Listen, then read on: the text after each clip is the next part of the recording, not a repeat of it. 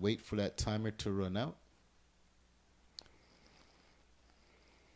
Let's get set up here.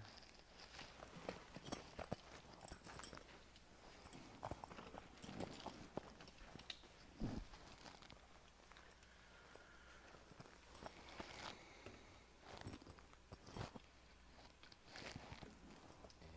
I believe I'm flicking someplace.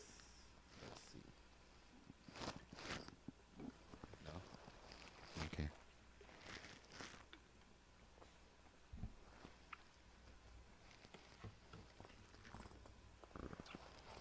All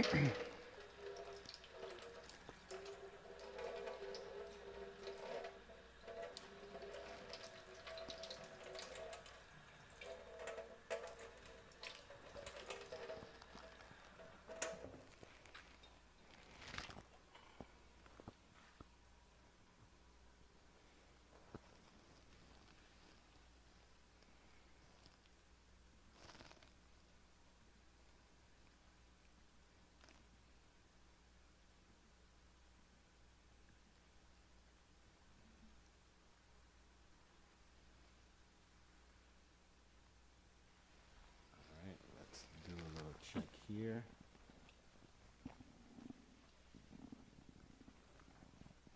Got that one. That one. This one. This one.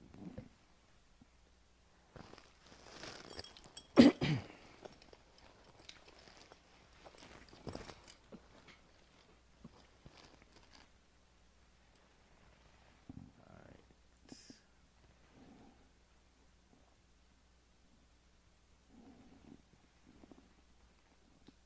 And let us.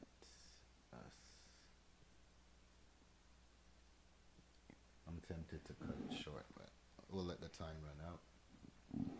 Get my thoughts together here.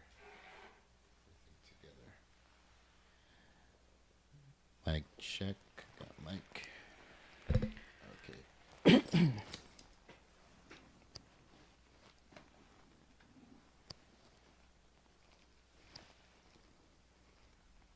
All right. So I think I'm gonna edit this out.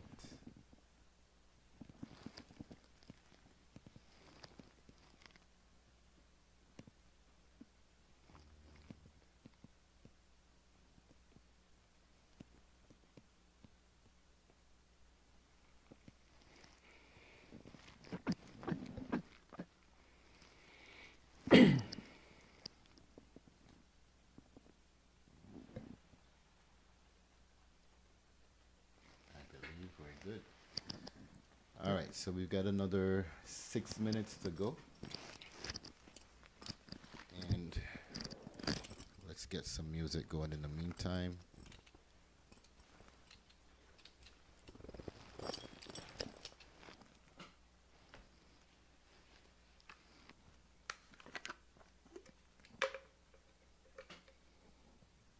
We got some oldies goodies.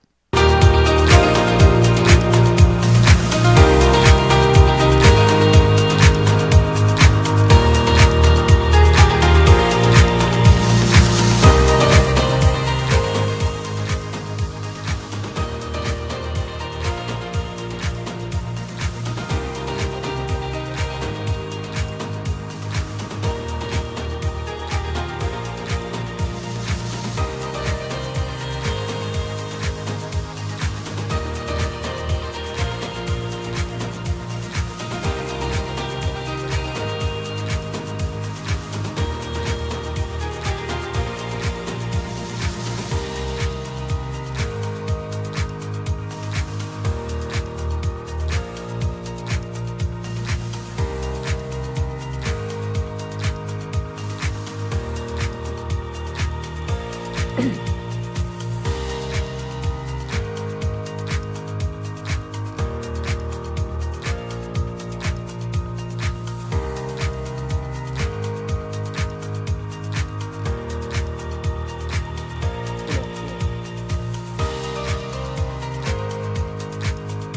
see the video?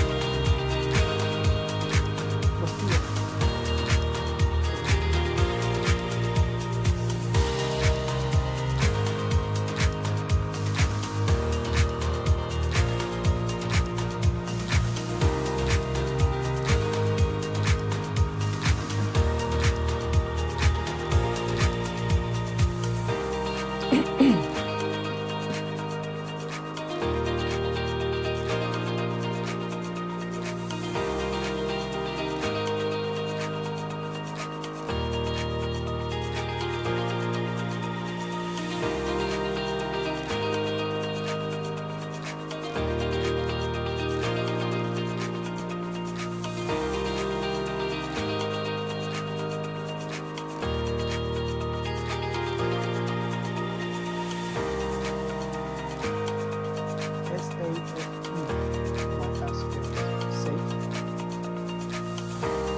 SAFE. Safe, right? So that's SAF. That's Fernando. Safe.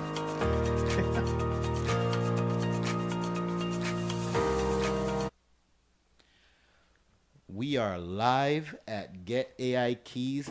This is the late night special edition before tomorrow on Thursday when we actually do the Get AI Keys live edition, where we talk about applications, softwares, what's going on in the business arena with AI tools that you can use to advance your business.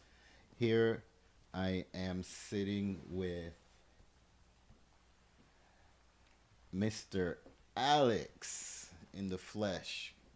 And so Alex has some questions for me, which I believe these are questions that you guys are waiting to hear, specifically surrounding AI. And we might venture into some other topics as well. But for now, let Alex introduce himself. So, Mr. Alex, tell me about yourself. Hey, what's going on? Uh, Basically, I'm pretty straightforward. Uh, Ex-military and love every aspect of it. Right now, we're talking about AIs, and I got a few questions that you guys might also be intrigued by. Yep. So here I'm going to be drilled by the military. I got my jacket on just in case I need to go into combat mode. Maybe I should go get my military jacket on. I think I have one of those stashed away someplace. Anyway, so tomorrow on Thursday at 7:30, we're going to go live. Tonight we have a special edition late night. We were having a conversation off camera talking about AI. Specifically, we were going further back talking about the history of Negro people, black people, indigenous people, native people, however you want to coin the phrase. And my question was, will AI generate the true history, or will it be what somebody fed it to tell us? But before we get into that, let me turn it back over to Alex. And so feel free to ask me any questions regarding AI. All right. So, like you were saying, we were talking about that before. But then again, I've got some questions. The first one will be, you said though that if someone would input some kind of info into the AI, okay, so is it possible to teach machine ethics? The answer is yes. You can teach the machine ethics. How about empathy? You can teach it to simulate empathy. How about compassion? You can teach it to analyze behavior to simulate compassion. But can it actually do it? No. So, okay, then what happens when a program that can rewrite its own code diverge from what you program to? Yes, you can teach the machine to heal itself, write its own code. It comes to a point where it will require human interaction at some point, especially when it becomes on a physical level. But on a programming level, yeah, you can teach it to write its own code. There are people right now using regular language and just giving it to a prompt, and the prompt comes back and spits out its own code. So yes, it can do that. Okay. Can algorithms take human context into account? So elaborate on that a little bit. Okay. Decision making. Um, for example, is reasonable for a company or companies to increase prices if the products are in short supplies? Yes. Yeah, you can program the machine to reach certain levels. And for example, and this is a little out there into the weeds. Right now, you have refrigerators that can identify the groceries, and when you're running low, it can reorder what's running low. So that's on a small scale. On a large scale, yeah. For example, McDonald's has implemented a system where it tracks the pattern of the people, so it tells the workers what to prepare because they're expecting that rush to come through. That way they can minimize the line. Of course, that's what initially put McDonald's on the top, food in 59 seconds. Of course, if we go to my McDonald's across the street, um, I think they fell short on that one. But yes, they can do that. Okay. Can we avoid providing unfair opportunities to certain groups based on training data? I'm going to go a split decision on that one. Yes, you can definitely program the machine to do so. Unfortunately, you have programmers who are not programming the machine to do so. Okay. So how can we prevent certain populations from being discriminated or marginalized by AI? In my opinion, we need to, as a collective group, have a voice that is not censored by AI, in a voice where we can speak to the authorities and have the authorities make certain decisions that allow us to have a voice. How Now, can we, I'm sorry, go ahead. now I've heard of situations where you told AI to send a mail and it decide that that's not the mail it's going to send. So being self-aware, it's quite capable of protecting itself. How can we prevent, understand, document, and monitor bias built into an AI system? We need a police mechanism that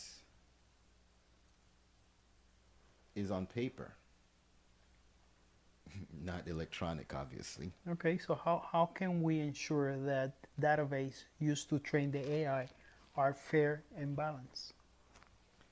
We have to ensure that the people who are writing the programs are ethical and that they have no stake in the game one way or another. And so that is in my opinion, the best way to ensure fair uh, behavior with AIs by having the programmers who are creating the prompts to add in the necessary data so that it does not. For example, right now they're teaching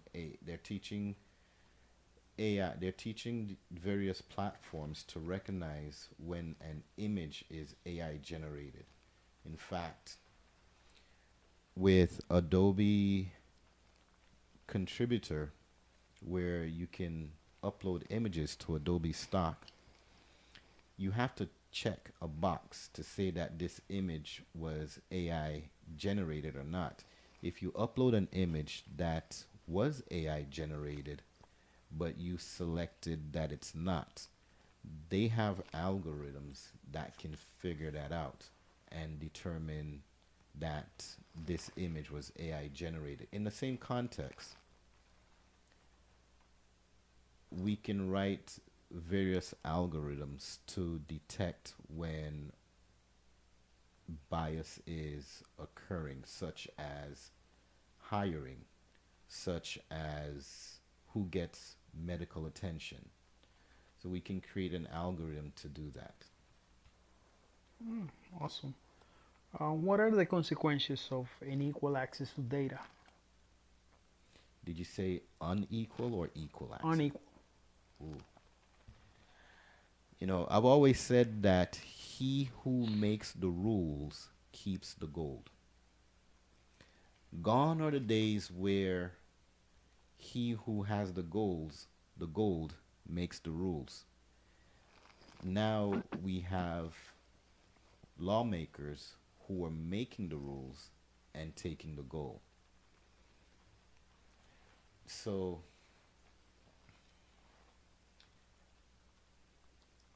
I would say from a it will always be unequal it won't it yeah, it's always going to be unequal because you have some people that are too lazy to take action, and then you have others that are too greedy to leave things in an equal fashion. So the analogy is, imagine you have a room filled with people and you put $100 bills or $100 coins on in the room. You have enough coins for each person to have one. You let the people into the room and they start to pick up the coins. Some people will have coins, some people have more than enough coins, and some people will only have one coin. When you instruct them to only take one coin, you're always going to find that some people don't have coins because they didn't ask. And then you're going to have others who have more than enough coins because they're greedy. Then you have those who have just one coin because those people play by the rules. We're always going to have the three types of people in any room. Oh, okay. Good, good, good, good. All right. So with all that said, how can we protect our privacy? Ooh, is that still a word? So, the last time I checked, privacy was based on personal level. For example, in, and I can't say the word because I understand that I will be completely censored, but there's some countries where Big Brother is everywhere. And there are other countries where when you come in through the airport, they scan your eye. They can pick you up wherever you are. Then we have other countries where they have airplanes that fly over and can count how much money you have in the house. Privacy is a very fluid statement. Most people feel private because their spouse can't see their phone. That's as much private as you're going to get. You can't prevent Uncle Sam from, and even though I am Sam, I'm not that Uncle Sam.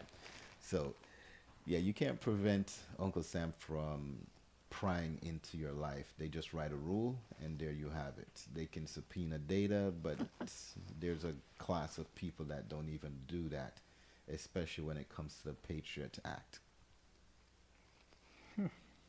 Okay. So how can we control our data that's about ourselves out there? So, when we talk about privacy in that context, we're talking from malicious intent. So, here you want to ensure that you have extra long passwords on your platforms. You want to have different passwords. You want to have a password manager so that you can store all your passwords and you only need to remember one. Now, God forbid you forget that one password. I have a friend who he he got into Bitcoin when it was super early.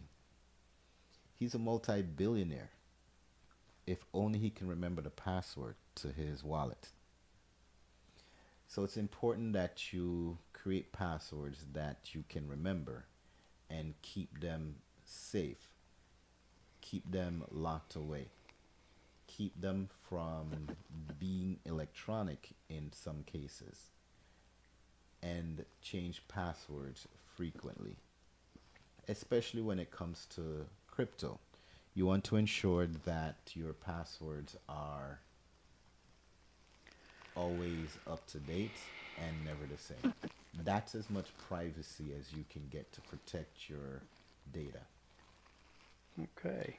And one more thing, when it comes to your laptop, your computer, your iPad, you can have your data encrypted and you can have an encryption key.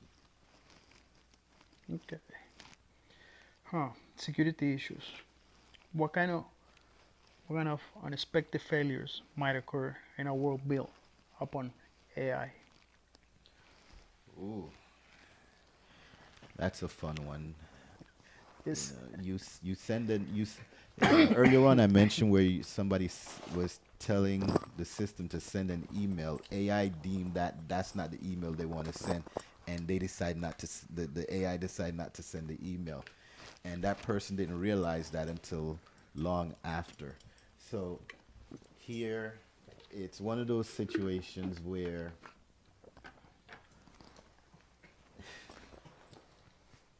you have to inspect what you expect. That's the bottom line. And even though we rely on the light switch when we flip it on, we have no control over the power company. So if the light doesn't come on, we start to inspect. In the same way with AI, we don't have much control over who programmed it. However, we have to inspect what we expect and be vigilant in making necessary changes. okay. Um, let's say that you have an enemy, right? Ooh, scary stuff. Right. You are in war with another country or whatever. Uh, which attacks might be used to purposely turn AI against us? Propaganda. One word, It's propaganda. been used already, right? Yes, so imagine you're isolated and the only news you're getting is the news that is being programmed for you to hear that breaks your breaks your mentality, makes you feel hopeless. That's where the wars are currently being fought, in the mind. You break the mind and then you get the body. Recently they had the war in Ukraine, and that was more political in nature. Understand that if you know what was going on in the Ukraine, you'd understand that there's a lot more on the technology side that was taking place. Okay, that makes sense. So how can we build transparency into an AI system?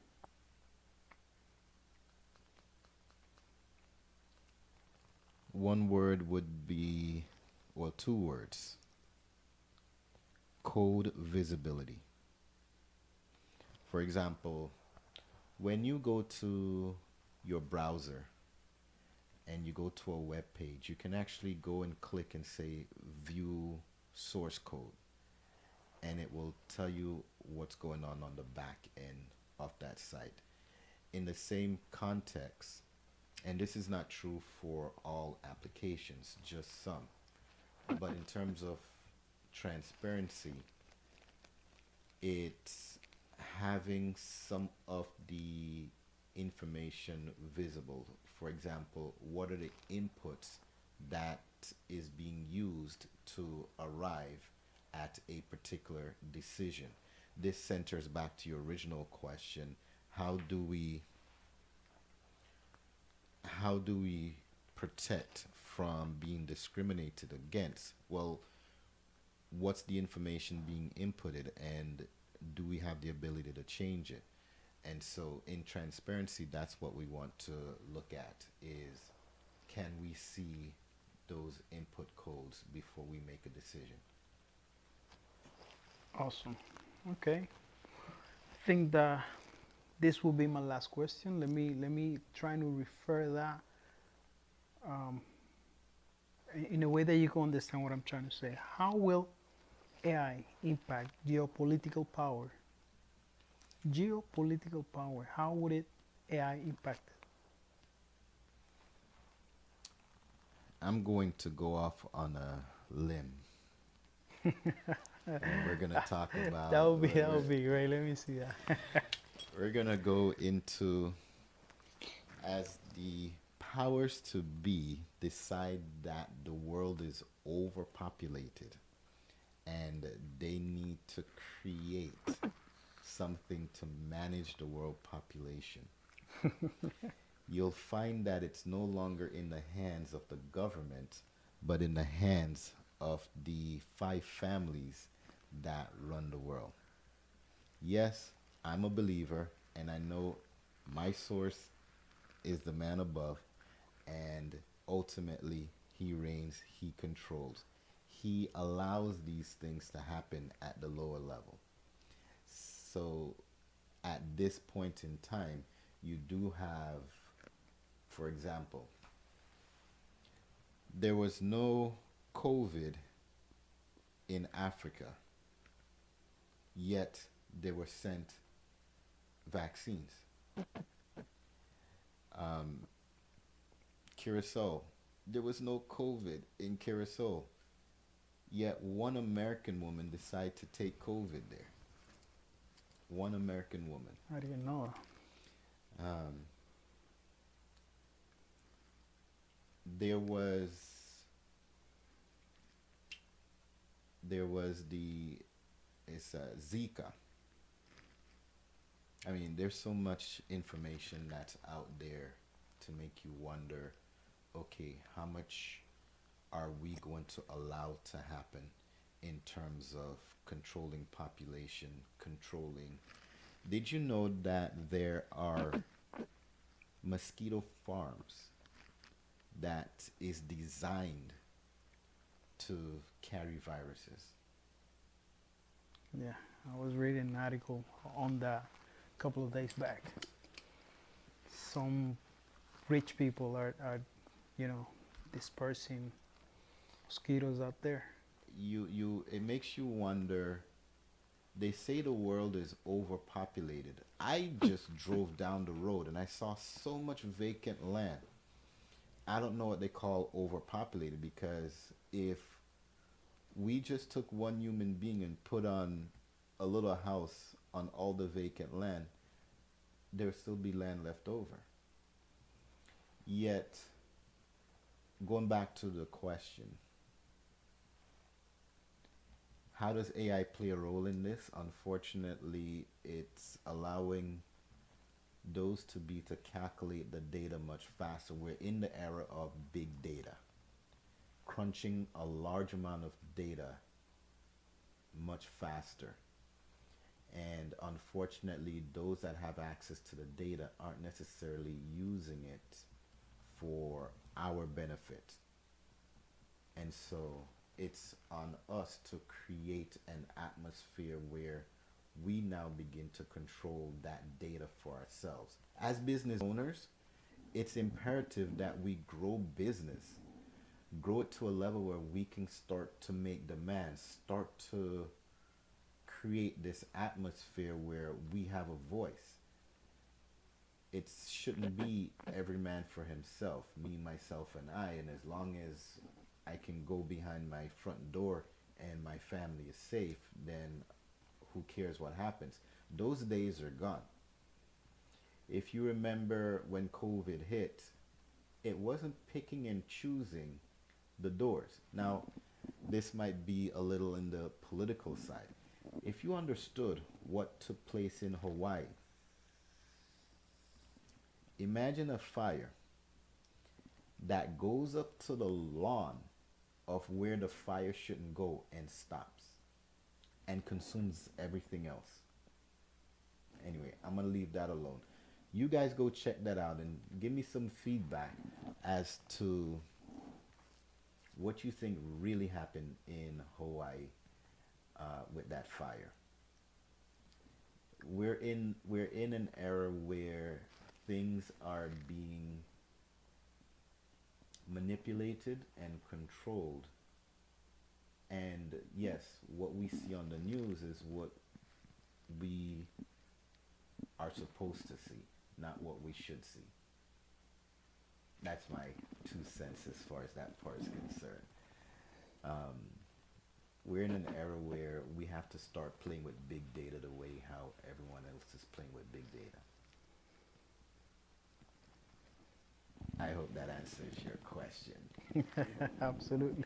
And so I Absolutely. want to point your attention to Get AI Keys, which tomorrow we'll be talking about an application that we can take advantage of and use to further our business and even our personal life in terms of creating a personal brand for yourself.